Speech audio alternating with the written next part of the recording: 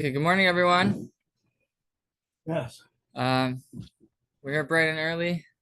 Good morning. Good morning, Charles. Good morning. Good morning. So,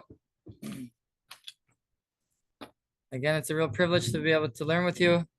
And today's daf is Bava Batra, third parak shlishi.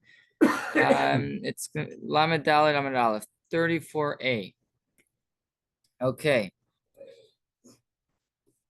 The Gemara we saw yesterday. We started yesterday which is really ending which is the last couple of lines on Lamed Gimel on the previous daf. The Gemara brings an argument as follows. There were two fellows arguing. One of them said, "What are you doing in my field? This is my field." And the other one said, I bought the field from you, and I was here for 3 years. And here's my witness. And he brought one witness. He didn't have two. He couldn't find two witnesses. He found one. So the Gemara wasn't sure what to do about the fruits. The land went back to the owner because you need two witnesses that you were there for 3 years. One witness is not going to help you. The question is, what do you do with the fruits? The owner is saying, okay, you were here for 3 years and you have a witness, so give me back the fruits, pay me back for 3 years, reimburse me. And he says, no, I bought it from you. I ate the fruits, but I bought it from you, and it's mine. So even though the field goes back, but the fruits maybe not. Maybe he doesn't have to pay back. Maybe he doesn't have to reimburse the fruits. So the Gemara wants to compare it to Nascha de Rab Abba. So it's 6 lines from the bottom on Lamed Gimel on Beis 33b, 6 lines from the bottom. Says the Gemara, Savar Rabbanan Kamei Da'abai L'Meimar. The Chacham wanted to say, Hainu Nascha de Rab Abba. That is this case is similar to Nascha de Rab Abba. So what was Nascha de Rab Abba? Hahu Gavra the Chataf Nascha Mechavrei. There was a fellow who grabbed a Nascha. Nascha is a bar of metal, and he grabbed it from his friend. And there's an argument broke out. He's saying, "Excuse me, it's mine," and he said, "No, it's mine." So they brought the case to Rav Ami. They brought the case in front of Rav Ami. Ave Yosef Rav Abba Kamei. Rav Abba was Rav Ami's Talmud, was sitting in front of Rav Ami by the Dentaira, by the court case. I see Chad Sahada. He brought one aid, one witness, the Michtav Chatva Minei. He brought one witness that he grabbed it. Okay, so let's bring in. Now we have to figure out some factors over here. Without the witness, then the one who's holding on to it in court, he wins, because that's what we said yesterday about chaskas metatlins, the chazaka, the status quo of metatlin, of movable items. If someone's holding on to a movable item, anything which is not karka, anything which is not real estate, then he wins. But if there's witnesses that he grabbed it from his friend, so the witnesses are saying we saw it in your friend's hand, so he wins. So if there's no witnesses, then the one who's holding on to it wins. The one who grabbed it wins. But that wasn't the case. The case was that there was a witness. There was one witness saying that he grabbed it. So what do you do? Amar Le, so he said, the one in Chatvi, it's true. I believe the witness. I grabbed it. V'didi Chatvi, it was mine. So it's true that I grabbed it, but I grabbed it because I had rights to it. I had the rights to this Naschas metal bar. So what do you do? Amar Rav Ami, says Rav Ami. Now we're going on to Lamed Dalet on 34a. Heichi nidainuha daini lahaydina. How should the judges judge this case? Okay, so there's many things that we can do. Either we can say he's guilty, he has to pay it back, or we can say he's innocent and he can keep it, or we can say he can swear, because the halacha is that one witness, he's not enough of support to believe him, but he can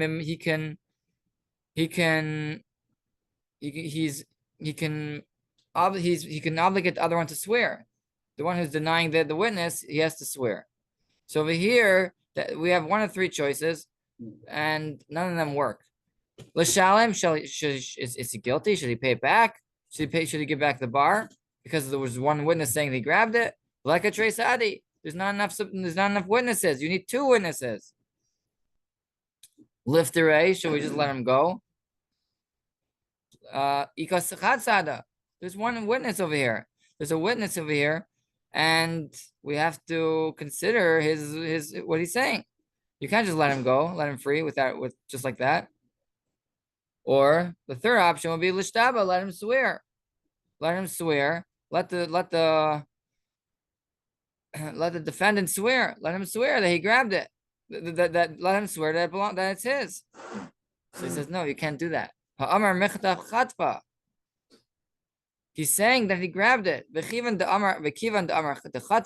Since the defendant, the one who grabbed it, is saying that he grabbed it, is as if he's a gazlan. So here, it's interesting why I don't have I'll ask a question which I don't have an answer. Is that the Gemara compares him to a gazlan? We don't know for sure we don't know for sure that he's a thief, because there's only one witness, and he's saying like the witness. It's true that I grabbed it, but it was mine. So when the Gemara says he's a gazlan, it means like a gazlan. That means he can't swear. He can't swear just like a thief can't swear, because he's saying that he's swearing false. So to over here he can't swear, but for a different reason. The reason is because the witness is saying that you grabbed it, and he agrees to the witness. He's saying it's true that I grabbed it. So what do you want him to swear? The point is to swear is to go against the witness. Over here he's going with the witness. Rather he's saying that that was mine. So you can't swear. We don't give him the right to swear, because the point of swearing is to go against the witness. And here he's going along with the witness. Rather he's saying it's mine. It was mine. So what do you do? We went through all the options over here, and we couldn't figure out what to do.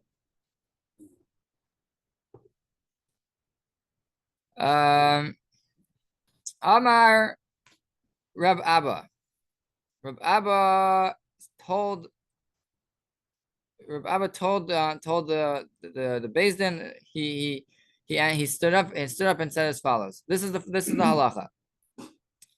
Have a mechoyev shvua she'ena yachal shava. This fellow who is the defendant who grabbed the metal bar, and he's holding on to it, he must swear. There's a witness here. One witness obligates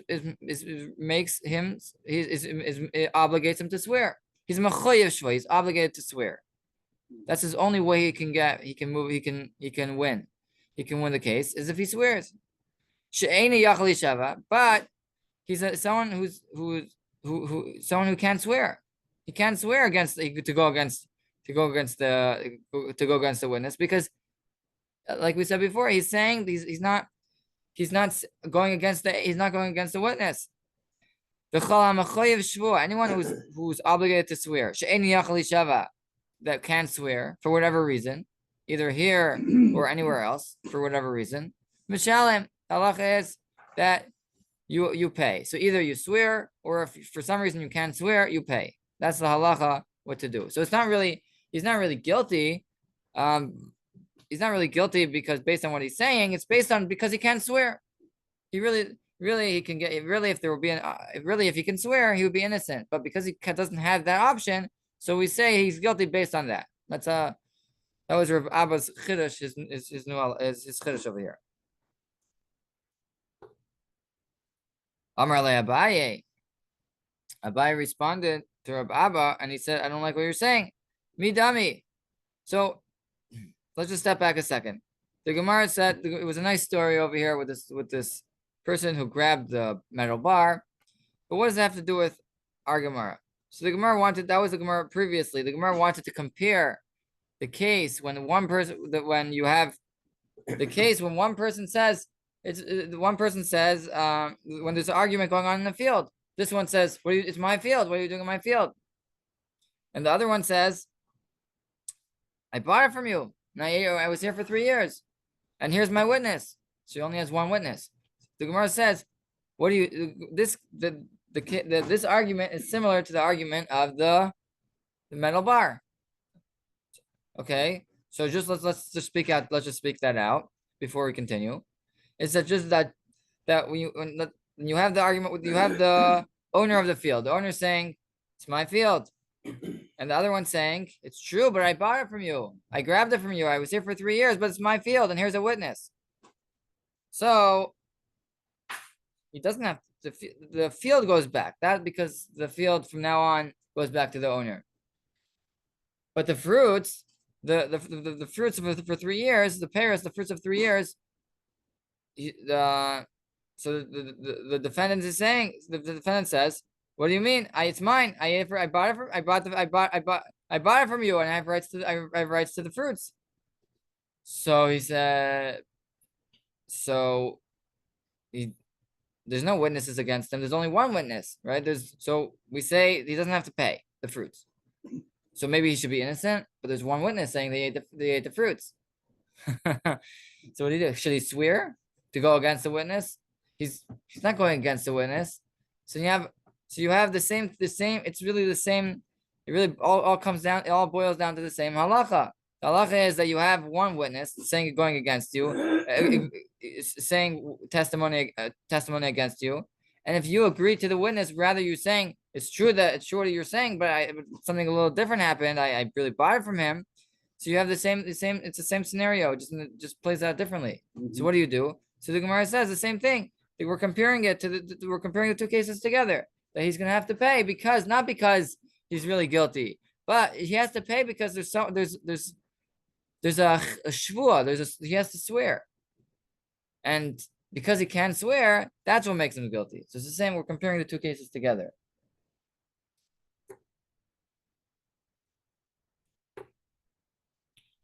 Amar le Abaye responded and said, "No, don't compare the two cases, because I'm just going to speak it out before we actually see it inside."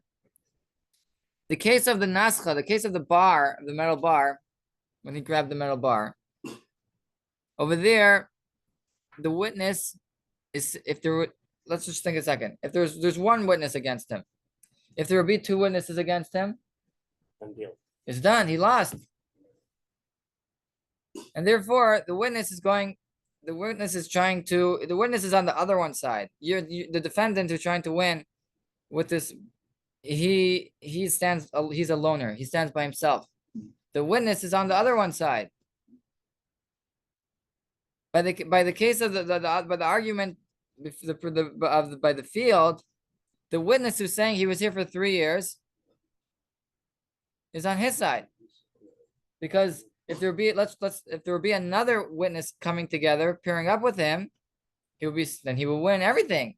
He will win the field, because the witness is saying you were here for 3 years. So now there's only one witness, so it's not enough. But it doesn't mean the witness was still standing on his side. It was on his side of the court, and therefore it says Abaye. The two cases are similar, but they're completely different. Amrle Abaye says Abaye mi dami. It's not the same. Hasam Sahada over there by the metal bar. Sahada, the witness, like Rui Kasi, he's coming against him. He's on the other team. Ki asi and I'm proving it to you. Ki asi achrina ba'dei. When another witness comes, if there will be, well, there wasn't, but if there will be, ki asi achrina ba'dei, if there will be another witness, mafkin lamine, we would remove it from him, because the witness is on the other one's side. However, over here by the field and the fruits, l'siyui kasi, the witness is on his team. He's trying to help him. So even though the witness couldn't help him because he was only one witness, but you can't say that he should pay. How do I know he's coming to help him? He's proving. When the second witness joins up, we give it to him. And therefore you can't compare the two cases. The two cases are similar. The scene plays itself out very similar, but the problem is the witness. The witness is on in a different side. So therefore you can't compare the two cases. Ella, rather, Idam Yahadir Rab Abba, if you want to compare an argument in land and real estate to Rab Abba to say make him pay when there's only one witness, that's different. L'chad Sahada, when there's one witness, yeah. L'tardishni L'peri. In a different scenario, the scenario that we can compare and say that he has to pay because he's obligated to swear and he can't swear, is when there's one witness saying that he ate the field for 2 years. Okay, this we have to speak out. We have to speak out the case because it's the Gemara says 3 words or 5 words, and it's a whole argument. So in 5 words, the Gemara is saying in short the argument. So the case was like this: the owner comes to the field and says, "What are you doing in my field?" And he says, "I was here. I was here for 2 years. I bought it from you, and I was here for 2 years." 2 years is not enough. 2 years is not enough to have a chazaka. You need to be there for 3 years. And he's saying, I really bought it from you. I was here for 2 years. So where's your star? Where's your contract? He says, I lost it. And where's any other support? Yeah, there's a one witness. So over here is where you can say that he has to pay back the fruits. Because because 2 years, because the witness who now is on the other side. Because when 2 years is not enough, because if there would be 2 Adam, 2 witnesses saying that you were here for 2 years, 2 years is not 3, then it wouldn't help him. He needs to be here for 3 years. So now the witness is on the other team. So over this case over here, when he says 2 years, that's when you can compare it to Nascha Rab Abba. That's when you can compare the cases together. And he has to swear, but because he can't swear to go against the witness, then he has to pay. Loses the field. Yes, the field for sure loses. Goes back to the original owner. Yes. And if he would have denied the witness and says, I didn't live here, I wasn't here for 2 years, it was it's just baloney, then he has the option to swear and win to go against the witness. Yeah.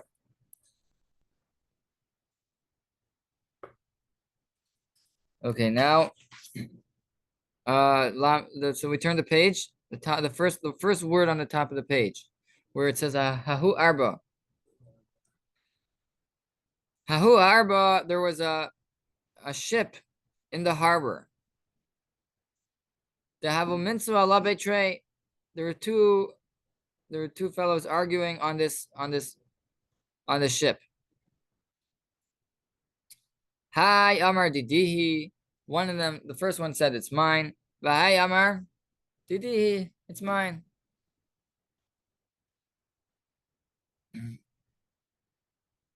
Asa, ever it's a classical argument. This one says it's mine, and this one says it's mine. Asa, and then and the ship was in the harbor. It was in the river. It was nobody was holding on to it. And none of them had any proof that the ship was theirs, or maybe they were the same. They were even in proof. They both, we couldn't figure out what to do. They were both even. They both had the same amount of backing support for themselves. Okay, so now the halacha is when you have such an argument, there's a concept of kol de'alam gavar. Kol de'alam gavar means who's ever stronger, he wins. Gavar, who's ever called de'alam, anyone who's more power, gavar, he wins. It's just to speak out that this halacha, because then this has to, anything in the Torah has to make sense. Yeah. So how do we just leave it like that and say who's ever stronger wins? Sometimes you make a yachlaiku, you divide it up. I understand how that works. You want to make it make sense when you're not sure, so you divide it up. Right. Or if someone's chazaka, I understand. But how do you understand called anyone who's stronger wins? How does that go? How do we let that go? How do we let that? How do we let that go? So there's a rush. The rush says, he says the logic is that we don't know what to do here. We can't go further. We do whatever we can to figure out whose it is, and we don't know. So there's something we assume who's ever stronger, who's ever it really belongs to them, will try harder to get it back. Okay. He'll try harder. The man, if he's stronger, he's trying. Okay. We assume the right owner, deep down, that he knows he's the right owner, will try harder to win, to overpower him and overthrow him. There's still room to understand, but that's the suggestion of the rush. I just add on some spice to the rush, and say like as follows. He's saying, even though it's true that maybe yeah, maybe no, right? We see people are, the owner can be a little guy, Yeah. and the other guy could be a 6-footer, and he could be a black belt, and he can win. So how do you assume that the right owner is going to win? So it's really a combination over here. It's over here. It's bad. We don't know what to do. We don't know what to do. We can't. We tried our best. So we have to let the case go. Now, how can we let the case go? How come we won't just lock up the ship? Or president should hold on to it forever. How can we let it go? Because we can let it go because there might be it's possible that the one he's going to try harder, the right owner is going to try harder. It means we're not saying this is what we encourage to happen. We don't know what to do here. We want the ship to get to the right owner, but we don't know. We don't know what to do. So maybe you should maybe we should hold on to it. No, we don't need to hold on to it because there's a chance that the one who's going to try harder and get it back. So it's a really combination. I think that's how I would add some spice to the rush and say it's not for sure going to happen that the one he's going to get it back, but as long as there's a chance, then we can let it go and we can release it from Bezdin. We can release it. As in some previous ones, he could sell the boat and split the money or something. Yeah, that's even worse because once a ship it is easy to it's a big thing, and you can always know where it is, but you can't run away with it. But money, once you sell the ship, we have no chance. We have no way of getting back the money. I mean, sell it, and then each person each of the two people arguing, each one gets half. Yeah, but we don't do that here. Yeah, we don't split the money. I know. We could have said, let's do that. Yeah, but we don't do that here. We don't do that here for the reason is because you only the Gemara is going to ask the question. No, the Gemara is going to ask later on similar. We don't split money unless each one's holding on to it. Okay. That's the Shnayim Eichsim B'Talis. Two people are grabbing onto the same talis, and each one is holding on to half of it. So then we split it because they're holding on to it. It's in their hands. Here, here it's in the harbor, like we said before. It's in the harbor. They don't have, and they don't have any. No one has a chazaka on. So there's no reason why we should give it to you, unless because it's in your hands. It's not in your hands. The only reason why we should give it to you is because you're arguing. So we say you're arguing. So go out, go leave Bezin and I haven't finished the argument. That's the theory of Kol Da'am Gavar, and like we explained that Bezin wants to get they want to get to the right owner, but they don't have a choice. Maybe if they don't have a choice, they should just keep it.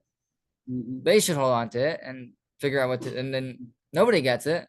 So we allow them to Bezin allows it to be released because there's a good chance that the right owner is going to get it back. Now it's not for sure, but there's a good chance, and that sort of gives them the excuse to release it. Okay, so then that asa chad minayu lebeidina. So now before Bezin had a chance to say, okay, now go out and fight and Again, Bezdin doesn't encourage to fight. That's not what we're saying over here. It just means Bezdin just let's go of the case. And also another thing about this halacha of anyone who the kol da'alam gavar, who's ever stronger wins, is whoever. There's a big discussion if okay fine, so now is that going to be forever like that? Okay, so one day he's stronger and the next morning his friend's stronger. How do you work that out? There's a whole discussion about that. Is it a one-time thing? Whoever wins first time, that's it. Or the next morning he has to be careful because the next morning his friend will throw him down. So I believe there's a discussion about that. So but everyone agrees that before Bezdin said called on before Bezdin told them they can leave and go fight about it, fight it over, is everyone agrees that they have to wait for Bezdin's go ahead, the green light. They need to wait for the green light. Fine. So the argument broke out. So now right now they're in court. There's still a red light. They have no right to go out and to fight over it. One of them came to Bezdin. I mean, they're in Bezdin, and he said, he told Bezdin, don't give us the green light. Don't open the door for us to go and fight it out. He said, Tifsua. He told Bezdin, please hold on to this ship. Please don't let the door open and let us go fight about it. Why? What was the problem? Because he said he knew this fellow knew that he may be able to get witnesses. The witnesses were far away, or he had to convince them to come. He knew he can get witnesses, and the problem is that he didn't want an argument, that he didn't want this green light of Kollel and Gavar to happen, because what's going to happen is that my friend is going to be strong. He's going to win. He's stronger than me, and once Bezdin hands it over, once he gets his hands on it, I'm never going to get it back. So for another week, or whatever, a few days, a week, a month, please hold on to it. Please keep the door closed, and turn the light and don't give us the green light, because one day and give me some time, a week or whatever, until I come back and bring witnesses. So he said, one of them came to Bezdin, to court, and Bezdin, please hold on to it, sahadi, until I bring witnesses to didihi that it's mine. The Gemara brings up the discussion like this: Tafsinan or light tafsinan. Does Bezdin listen to him, and do they hold on to it? Or light tafsinan, or we say, no, that's not what we're doing. Bezdin doesn't have does Bezdin have the right? Or is that what they do? Do they listen to him and hold on to it? Or no, or light tafsinan, or they don't do that. They say immediately, we're not listening to you. That's what there's the light screen. Everyone can go and fight over it.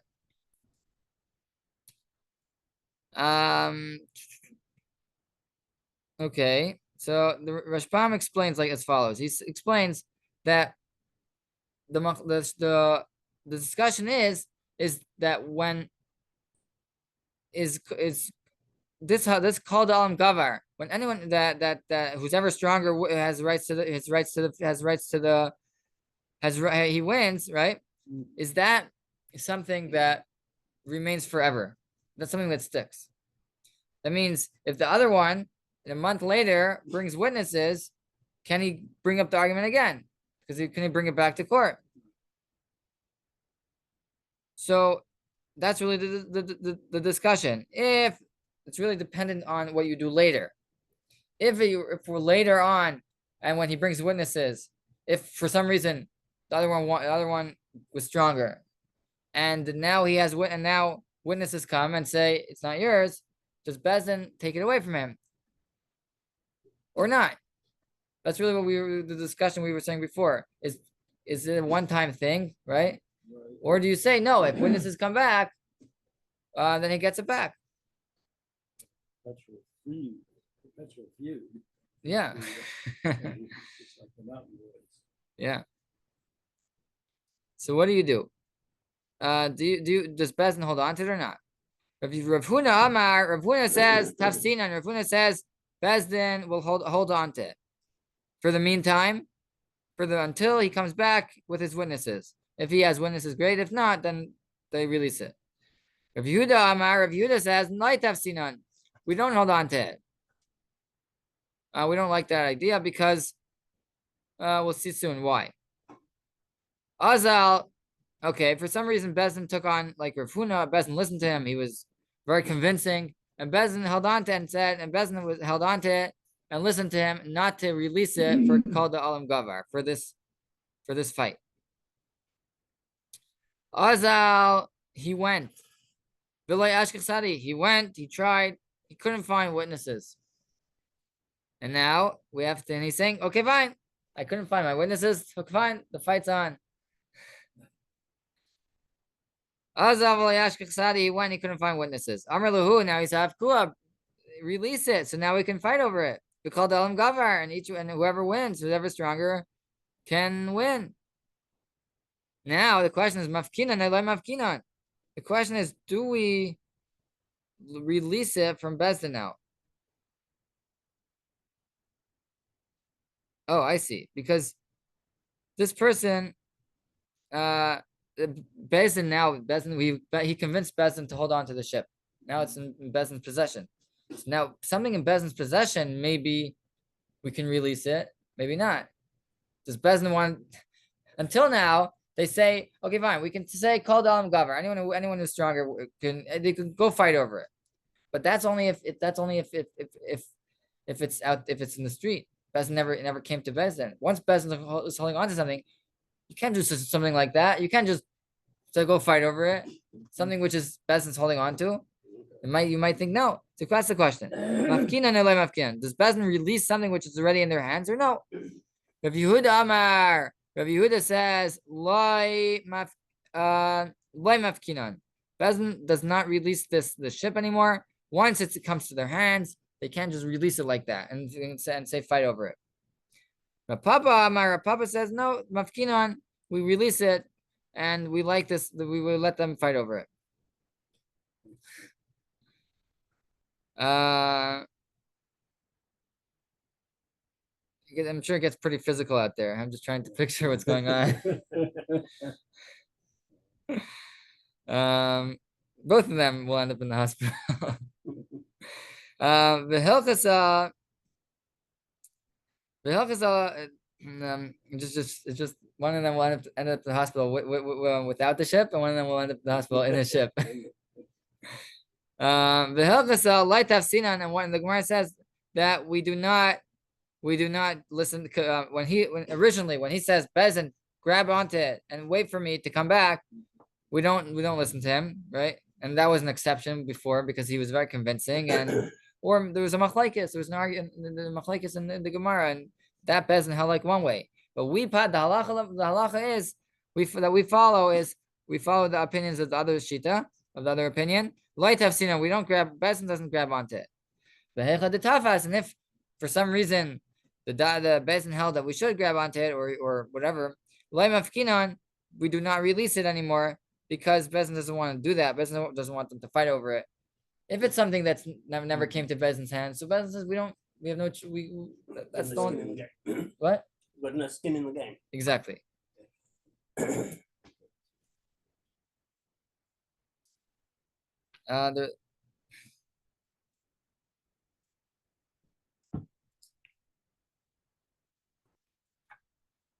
Okay.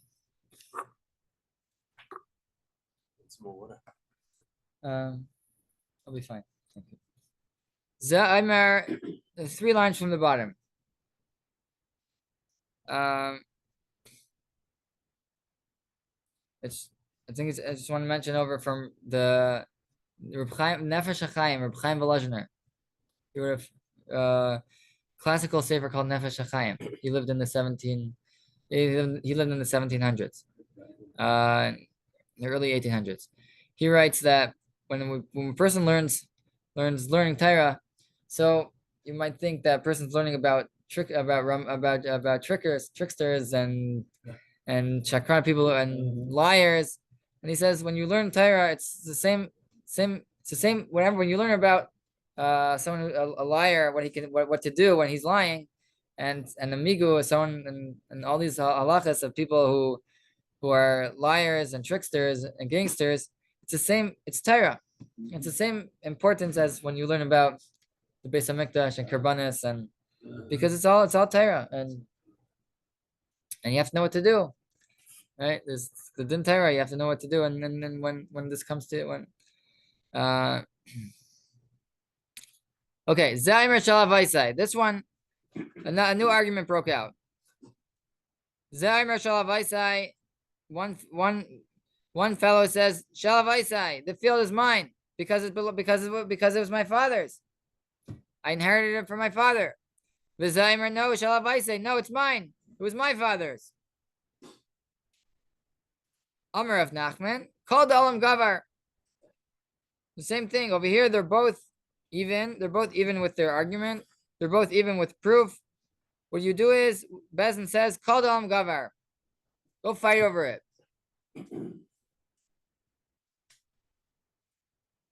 Okay. Umayshna. Okay, Jules, this is the Gemara asks your question. How come we don't divide it?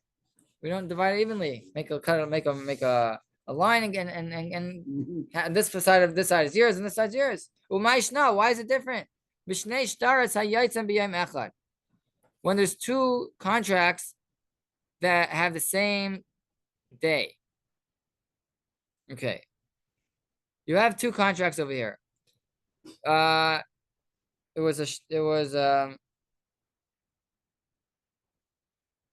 It's called a shtar matana, a contract of a gift. He had a house, a field, and let's call him Reuven. Reuven had a field or a house, and he had a friend, let's call him Shimon, and he loved him so much, and he said, I want to give you let's just say a field. I want to give you my field, and as a present, as a gift. And you know what? I'll write you a contract. Doesn't usually happen so often that people give a field as a gift, but he loved him so much, and he gave him it's called a large gift. It's called Matam Meruba. Usually pride gifts are smaller. This is a large gift. And he gave him the field. And he wrote him a shtar. He wrote him a contract.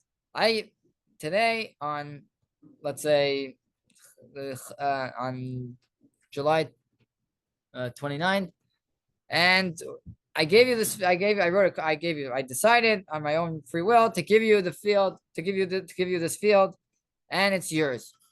Great. He has a contract. And the other, and then fine. So Shimon has a contract, and he goes to the field, and he lives happily ever after. Comes along Levi, and Levi comes, the third person, and he has a contract, and the contract says that Reuven gave me this field, the same field, right? It's the exact same field as a gift on, and it says July 29th, the exact same contract. So what happens? The argument breaks out. And Levi comes and says, what are you doing in my field? I have a contract that I got a gift from Reuven. And Shimon says, you got the contract? I have a contract. And he shows it to him. So there's two contracts over here, and there's a lot of noise going on, a lot of paper shaking, and they're reading, a lot of examining, and they examine the contracts, and it's the exact same. And it's the exact same day. So now they both have the same connection, the same power, the same proof to get this field. Says Rav Nachman, Rav Nachman's asking. So there's two contracts that have the same date written in them. The Rav Amar, we're going to the top of Lamed Hey Amud Aleph, 35a. Rav Amar Yachlaiku. Rav says, you divide up the field. Jules, this is what you were saying. Yeah. You see clearly, you see yachlaiku. Yachlaiku means you divide up the field. You divide up the field because what do? They both have the same they both have the same rights to the field. Shmuel Amar, and Shmuel says, Shuda de Daini. No, we don't divide up the field. We say Shuda de Daini. Shuda de Daini means Bezdin.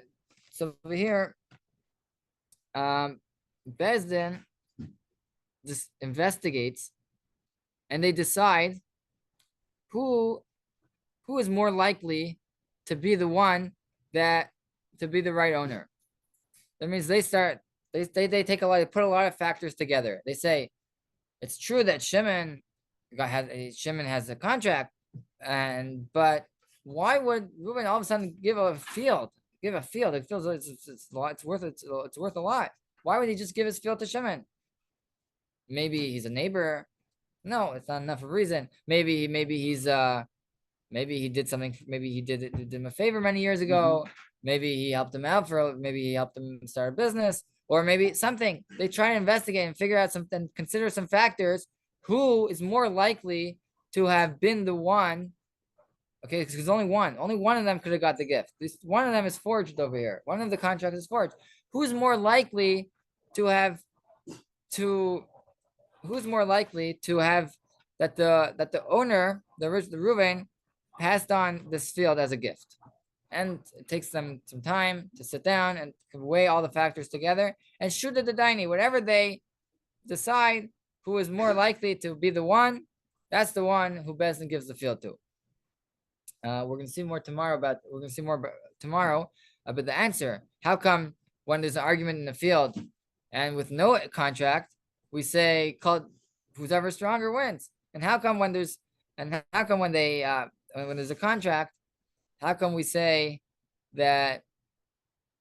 How come when there's a contract, how come we say yachlaik, we divide up the field, or Bezdin gives it, or we decide who's more likely to be the right one? And we're gonna leave the question over here, and thank you for the privilege of learning with me.